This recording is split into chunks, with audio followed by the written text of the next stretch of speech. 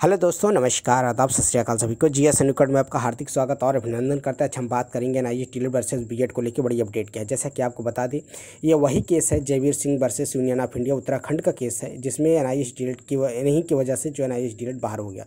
ये बीएड का केस था। बीएड के ही विद्यार्थियों जो कि जयवीर सिंह ने याचिका थी, इन्हीं को लेकर एनआईए टीलेट उत्तराखंड से बाहर होता है। लेकिन अब देखेंगे सुप्रीम कोर्ट का जजमेंट आता है, जिसमें के कारण अब बीएड वालों को बाहर कर दिया गया। तो कहने का मतलब इन्होंने ही पहले एनआईए टीलेट को बाहर किया, जो कि आज पूरे भारत में एनआईए टीलेट को बाहर किया गया। लेकिन अब ऐसा सुप्रीम कोर्ट केस आर्डर आता है कि बीएड वाले भी बाहर होते हैं। देखेंगे आइटम नंबर 28 में सुना गया था 8 अप्रैल को कोर्ट नंबर 3 में supreme court of India special leave petitioner थी, जिसमें कुलदीप दबराल का केस था वर्सेस पिटिशनर आप देखेंगे स्टेट ऑफ उत्तराखंड का। इन्हीं के साथ ही इनका केस था दलबीर जी का, जो कि आपने उनका देखेंगे एसएलपी नंबर और डायरी नंबर, इनके साथ एक केस शुरू होता है। और इन्हीं के साथ अभी केस जब उत्तराखंड में पहले होता है कि भाई एनआईए टीलेट को बाहर कर दिया जाता है, लेकिन बीएड को शामिल किया जाता है। डायरी नंबर आप उनका देखेंगे 3986/2024।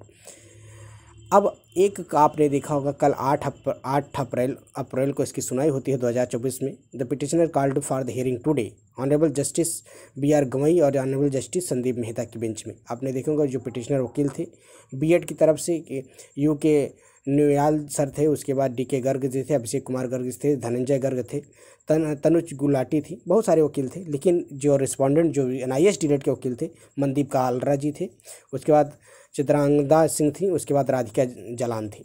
ये इन्होंने अपने पक्ष को बढ़िया ढंग से रखा, कहीं ना कहीं बीएड को बाहर किया गया। लेकिन फिर भी इसमें एक चीज़ आता है कि जो 11 अगस्त का जो सुप्रीम कोर्ट का फैसला होता है, उस फैसले के बाद से अब एनआईए टीलेट को जो पहले भर्ती में शामिल हो गए थे, जो आउटकम नहीं है उनको भर्तियों में शामिल करने दिया जाएगा, उनको बाहर नहीं किया जाएगा। आप देखेंगे तो चलिए, प्रतिवादी संख्या श्री मनदीप कालरा जो कि एडवोकेट जो कि एनआईए टीलेट के वकील थे, वकील को बात सुनने के बाद न्यायालय ने निश्चित वकील को विशेष अनुमति देने की याचिका दायर करने की अनुमति प्रदान की जाती है, जिसमें विलम्ब, कहने का मतलब है कि इनको अभी भी अनुमति दी जाती है कि आगे भी कोई जो कार्रवाई हो। कहने साफ साफ इस बात को भी स्पष्ट हो गया कि जो भर्ती में अब बीएड शामिल नहीं होगा प्राथमिक में। अभी ये एनआईए टीलेट का तभी केस थोड़ा सा पेंडिंग है, लेकिन एनआईए टीलेट आने वाले समय में वैलिड होगा। आप देखेंगे कि कहीं ना कहीं आपने देखा होगा घूम फिर केस फिर सुप्रीम कोर्ट में ही जाएगा और एनआईए टीलेट को भर्ती में शामिल होने का मौका मिलेगा। लेकिन अब बीएड को, क्योंकि बीएड को ऑलरेडी उनका गजट ही रद्द हो चुका था, इसीलिए अब एनआईए जो बीएड का केस था वो ऑलरेडी अब डिस्पोज हो गया है। अब उनको बीएड को भर्ती में शामिल, प्राथमिक शिक्षक भर्ती में शामिल नहीं किया जाएगा। दूसरी चीज़ अब एनआईए टीलेट के लिए क्या होगा कि देखिए, अब एनआईए टीलेट का केस थोड़ा सा अब डिले इसलिए होगा क्योंकि अब सब हाई कोर्ट के माध्यम से पहले फिर सुप्रीम कोर्ट में जाना होगा। दूसरी चीज़ आप देखेंगे कि इसमें कहीं ना कहीं अब जो लोक अदालत में जाने की बात हो रही है या गजट प्रकाशन को लेकर इसकी भी बात हो रही है। दूसरी चीज़ है कि रिव्यू पिटीशन के साथ साथ ट्रांसफर पिटीशन की भी चर्चा की जा रही है।